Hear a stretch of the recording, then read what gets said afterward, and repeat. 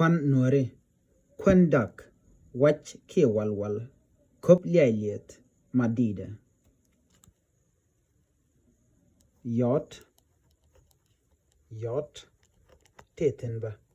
Kuan nuääri, kuan dak, wach ke walwal, kop lialiet, madida, yot awawa. Ngwan kakan kuan nuääri, duno kan tito gome katin konten chalatpin. Tandien katen. Der tandien der ka garpin ba ko de ka ngaj.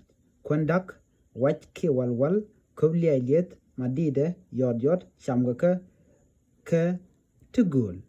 Chet ka malag ni, ke tin kon, tin nyodyo to de ka chamga ka. Ko kuan ka rwara cha chamga bang makana kon mo ka tin kon ba kula chomga ka. Chet kuan dak, chamja ka chaka chamga ja ka malag. Wach ke walwal, chamga ja ka chak. Wana dial amala chamna ja ka chak. Enemi shirana hon met kan wede janong dere cham gote kokien. Kubli aliet tu kubriang bateten. Madida mat ke jaga chak ka mat ke jabang ke cham dana cham gaja. Yot ba cham je kamalang ni gol. Kana meling bawo cham gaja ka chak.